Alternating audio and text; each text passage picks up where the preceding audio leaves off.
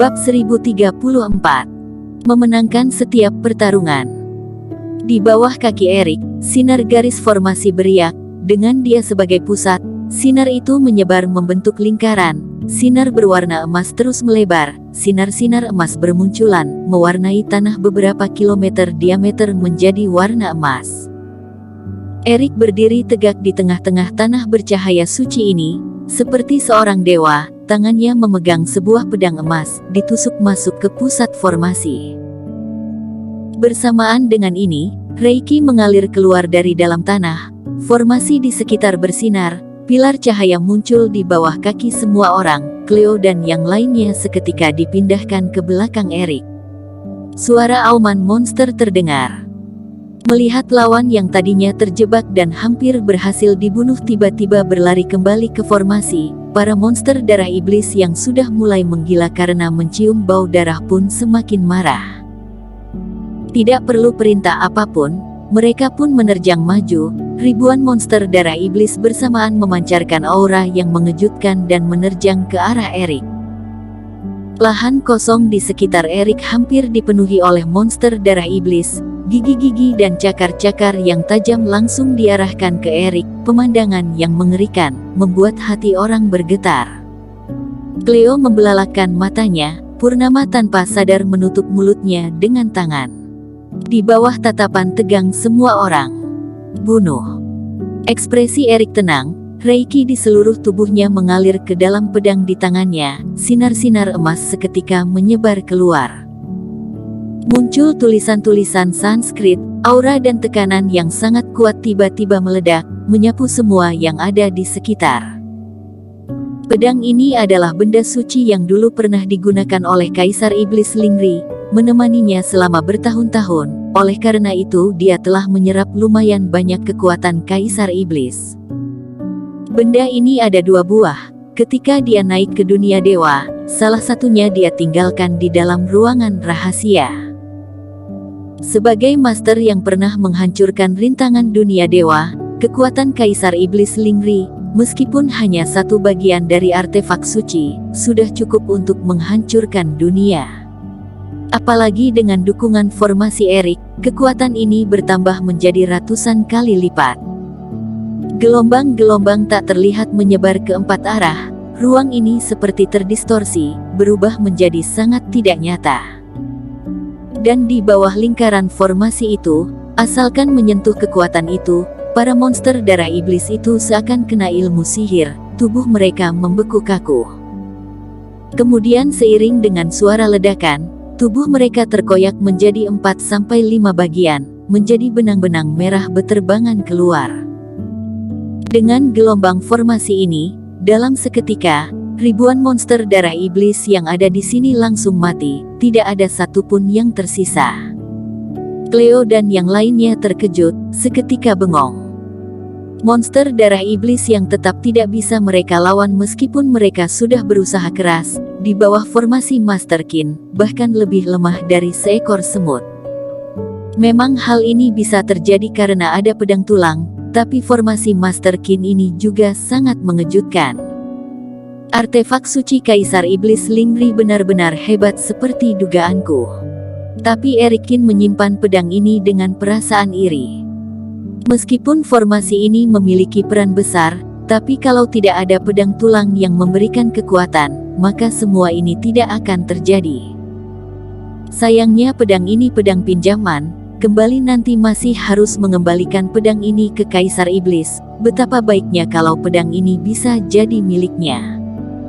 Asalkan dia menyusun formasi dan melepaskan kekuatan itu, bahkan orang selevel ketua sekte Wen Dao juga akan mati. Kaisar Iblis Jueri melihat ekspresi Erik, dia pun memutar bola matanya. Bocah kurang ajar ini sepertinya menyukai pedang ini, tapi mimpi namanya kalau dia ingin mendapatkan artefak ini. Aku juga ingin, tapi tetap harus ditaruh di ruangan rahasia. Setelah memusnahkan seluruh monster darah iblis, malam di lembah meteorit ini pun menjadi tenang. Erik juga tidak sungkan, setelah membunuh para iblis monster, dia pun mengambil inti-inti monster yang jatuh di tanah. Cleo dan yang lainnya tentu saja tidak keberatan. semua monster darah iblis ini dibunuh oleh Master Qin. Hasil perang tentu saja menjadi miliknya. Lagi pula klan iblis tidak kekurangan benda ini. Setelah meninggal, setiap anggota klan iblis akan meninggalkan inti. Dan klan iblis juga tidak menggunakan inti monster untuk berlatih. Sebagian besar inti mereka jual kepada 3 sekte dan 8 klan, barter dengan benda-benda yang mereka perlukan. Kalian melakukannya dengan baik kali ini, kita istirahat semalam, besok kita pulang. Erik berkata, dia mengeluarkan sejumlah besar pil mujarab dan membagikannya kepada Cleosi dan yang lainnya. Master Qin, kita sudah mau pergi secepat ini. Forito agak tidak rela. Sebenarnya tidak hanya dia, Cleo, Purnama dan yang lainnya juga merasa beberapa hari ini di lembah meteorit, kekuatan mereka meningkat banyak. Kalau kalian menyukai tempat ini, di masa depan kalian boleh menyuruh Kaisar Iblis membawa kalian kemari, tapi besok kita sudah harus pergi. Erik tertawa sambil menggelengkan kepala, karena lawan kalian sudah sampai di kota kerajaan. Julio Zhang, Ma Sondong dan yang lainnya sudah datang. Mendengar kata-kata ini, Cleo dan yang lainnya kaget, kemudian hati mereka pun terbakar oleh api semangat. Waktu berlalu tanpa disadari, ternyata hari aliansi sudah dekat. Tapi aliansi kali ini, mereka pasti akan menghapus rasa malu mereka yang dulu. Keesokan harinya, setelah meninggalkan lembah meteorit, Erik mengeluarkan kapal terbang ungunya, dan membawa mereka semua kembali ke kota kerajaan. Erik pergi ke istana raja membawa pedang tulang, meskipun dia merasa berlebihan, duplikat Kaisar Iblis ada di sampingnya, kenapa masih menyuruhnya mengembalikan pedang ini ke istana? Tapi duplikat Kaisar Iblis ini langsung menghilang begitu mereka tiba di kota kerajaan. Erik tak berdaya, dia pun pergi menemui Kaisar Iblis Jueri.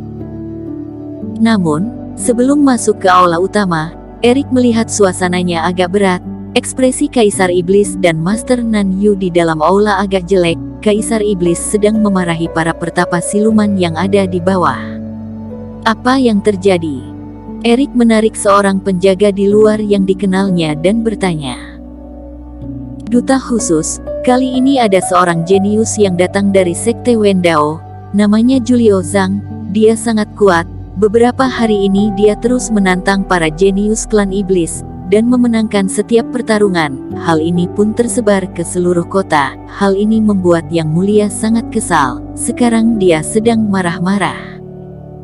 Penjaga itu berkata dengan suara kecil, kemudian dia segera membersihkan hiasan yang dibanting pecah dan segera pergi. Julio Zhang, sekarang bocah ini benar-benar sangat arogan. Erik diam-diam berkata, Erik Qin, kamu datang tepat pada waktunya.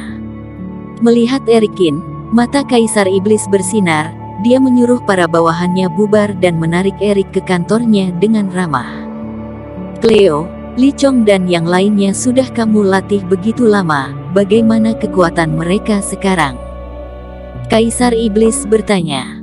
Yang Mulia ingin menggunakan Cleo untuk menghadapi Julio Zhang. Erik seketika mengerti maksud Kaisar Iblis. Benar, melatih tentara bertahun-tahun demi satu perang, sekarang Julio Zhang berjalan arogan di kota kerajaan, dengan kemampuannya seorang. Dia menekan semua anak muda di kota kerajaan, membuat mereka tidak berani mengangkat kepala mereka. Kaisar Iblis mendengus dingin, tinjunya melandas di dokumen-dokumennya, bahkan ada rumor bahwa kultivator biasa tidak mungkin menang. Sekte Wendao adalah keberadaan yang tidak terkalahkan. Kalau terus seperti ini, ketakutan akan terukir di dalam hati masyarakat. Klan iblis mana mungkin punya semangat untuk melawan keluarga Dong dari Sekte Wendao. Kalau nanti Sekte Wendao datang menyerang kita, takutnya belum berperang, kita sudah melemas. Erik mengangguk, kekhawatiran Kaisar Iblis masuk akal, tapi kalau kita menunjukkan Cleosi dan yang lainnya sekarang, bukanlah keputusan yang cerdas. Yang Mulia, apakah akan mempengaruhi hasil aliansi kalau kita mengalahkan Julio Zhang sekarang?